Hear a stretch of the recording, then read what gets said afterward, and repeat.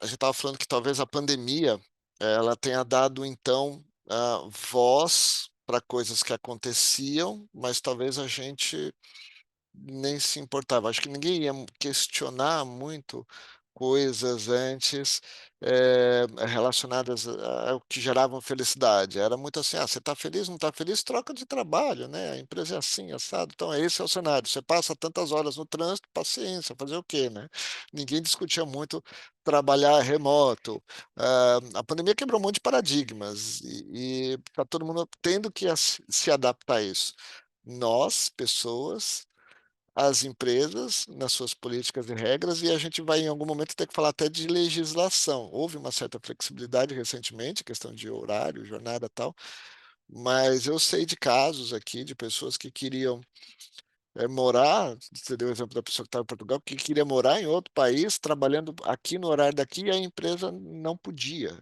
Mas não é que ela não podia porque não queria, o gestor até queria, mas a empresa não podia porque é legislação, aí o jurídico falou: "Não dá, vai ter um problema aqui, abre um precedente, enquanto a legislação não mudar, a gente não É, pode ter um funcionário trabalhando fora daqui, não dá, não tem como". hum, Então muita coisa ainda não precisa, está regulado, né. não está Imagina o totalmente seguro-saúde, por regulado. exemplo, para essa pessoa. Pois é, e ela tem que ter Não, seguro-saúde, né, então tem que ter uma série de questões, mas olha só, você falou de regulação, é muito importante que os nossos ouvintes queridos aqui saibam o seguinte: saiu agora a Lei 14.442, que é a lei que regulamenta o teletrabalho, que isso, é essa foi que diferente de saiu. telemarketing, diferente do que é telemarketing, essas coisas todas, que não tem nada a ver.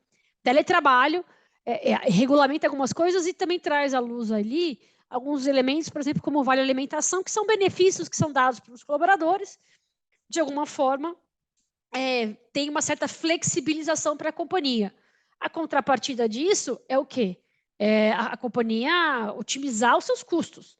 Faz sentido você continuar pagando, por exemplo, um benefício como o Vale Transporte se 50% do seu corpo diretivo ou executivo não trabalha mais presencialmente? Não faz. Então, gera uma certa economia para a companhia. Tá tudo bem, é isso tem que ser mesmo, gente. Né? Não tem que. Não tem por que se pagar esse benefício se a gente não está usando. Claro, esse é um ponto. Mas, por outro lado, as organizações também precisam se adequar aos novos mecanismos. O que são esses novos mecanismos? Poxa, o colaborador está em casa, está usando internet, está usando todos os elementos da casa dele. A organização precisa entender como é que vai ser aí essa adequação para dar ali ferramentas para os seus colaboradores de fato executarem as suas atividades.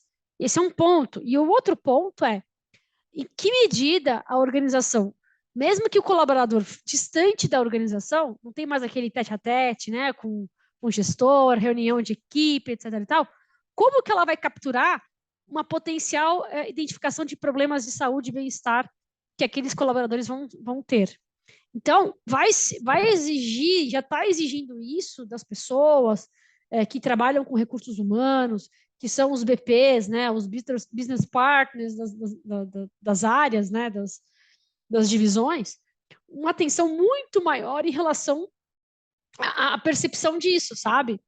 Então, gente, é um trabalho muito difícil, mas ao mesmo tempo é um trabalho muito gratificante, porque, poxa, você poder contribuir com a vida de uma pessoa que está passando por um problema psicológico, por potencial burnout, etc. e tal, e você identificar isso rapidamente e tomar ações rápidas, né, assertivas, não tem preço, né, porque aquele colaborador vai se sentir, não tenha dúvidas, valorizado, né, e ele na hora de tomar uma decisão, eu fico ou saio da companhia, né, e pior, se ele for um colaborador estratégico, por exemplo, um diretor executivo, uma pessoa que tenha alguma questão mais operacional que seja relevante, gente, isso é fator decisório, inclusive, sabe? Então, é um programa interessantíssimo para as organizações observarem.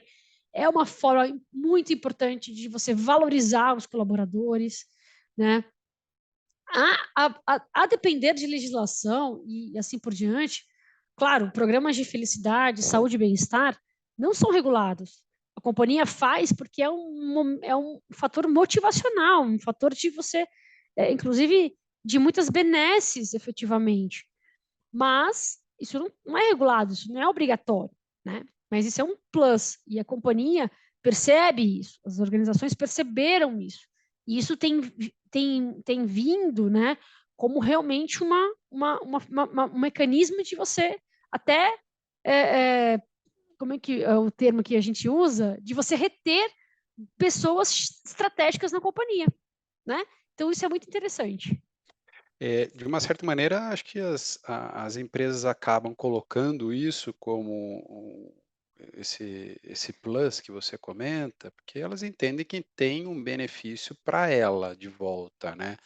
A pessoa que se sente melhor vai render mais, vai solucionar melhor os problemas, né? Então a empresa vai e coloca esse ambiente para que as pessoas se sintam mais seguras, porque ela sabe que com isso ela vai reter melhor os talentos, vai atrair novos talentos. Acho que tem todo essa vantagem para a empresa, né? Sem dúvida, sem dúvida.